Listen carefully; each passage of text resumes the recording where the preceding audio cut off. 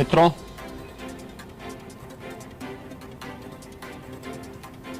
दुनिया का सबसे बड़ा लोकतंत्र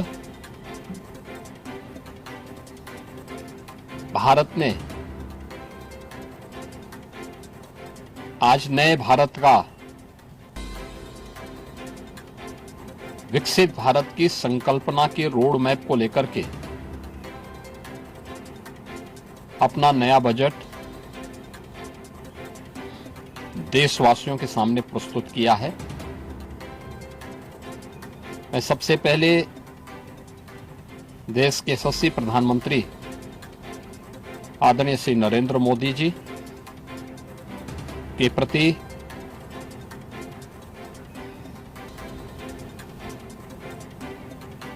इस बजट को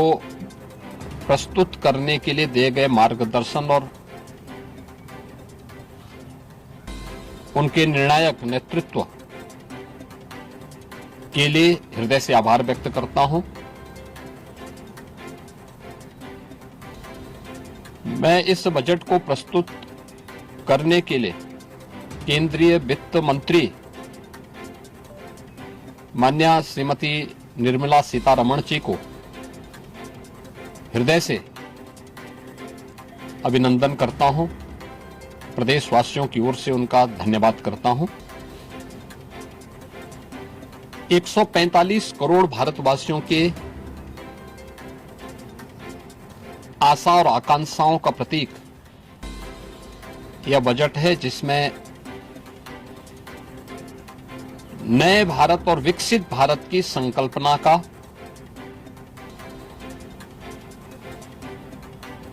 दृष्टि स्पष्ट दिखाई देती है। 12 लाख करोड़ रुपए से अधिक की पूंजी कैपिटल एक्सपेंडिचर के लिए, एक सुदृढ़ इंफ्रास्ट्रक्चर के लिए बजट में प्रावधान करना,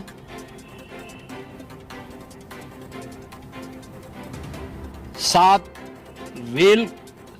कॉरिडोर के निर्माण के लिए प्रावधान करना, आयुष सेक्टर को विकसित करने के लिए और हेल्थ सेक्टर को मजबूती करने के साथ साथ आम नागरिक के लिए और खासतौर पर उसमें भी महिलाओं पर केंद्रित करते हुए उस पर जोर देना, हर जनपद में महिलाओं के लिए, कामकाजी महिलाओं के लिए छात्रावास के निर्माण का कार्य हो या स्टेम, साइंस, मैथ्स, स्टैटिस्टिक्स और इमर्जिंग टेक्नोलॉजी से जुड़े हुए छात्रावास के निर्माण के लिए सहयोग करने का, युवाओं के सपने को एक नई उड़ान देने के लिए उनके लिए बेहतरीन इंफ्रास्ट्रक्चर से युक्त सुविधाएं उपलब्ध कराने के लिए ऐसे हॉस्टल के निर्माण का कार्य हो, नौजवानों के लिए हर एक सेक्टर में अवसर उपलब्ध हो, यह सबके साथ साथ जो व्यापक रिफॉर्म के साथ अलग अलग सेक्टर में रिफॉर्म को लेकर के जो बजट प्रस्तुत किया गया है, यह आम नागरिकों के जीवन को सहज और सरल बनाने में मदद करेगा, भारत की अर्थव्यवस्था को तेजी के साथ आगे बढ़ाने में यह बजट मददगार साबित होगा। युवाओं के लिए, महिलाओं के लिए, अन्नदाता किसानों के लिए, उद्यमियों के लिए, आम नागरिक के लिए भी ये नए अवसर को प्रदान करने वाला बजट है। मैं बजट के प्रावधानों का स्वागत करता हूं। आम नागरिक के लिए, जिसने बजट के लिए जो बड़ी आशा भरी निगाहों से जो व्यक्ति देख रहा था, खासतौर पर मध्यम वर्गीय परिवार। गत वर्ष देश ने जीएसटी रिफॉर्म को देखा है, आम नागरिक उसका लाभ लिया है। इनकम टैक्स एक्ट को अप्रैल से लागू करने की घोषणा, उसको सरलीकृत करने, हर व्यक्ति आसानी से अपने रिटर्न को भर सके, इस दिशा में उठाया गया कदम भी स्वागत योग्य है, जिससे अधिक से अधिक व्यक्ति इनकम टैक्स की तरफ आकर्षित होगा और इनकम टैक्स का अपना रिटर्न भरने के लिए आकर्षित होकर के प्रवर्तमान नेशनल बिल्डिंग के कार्यक्रम में वह भी अपना योगदान दे सके। इस दृष्टि से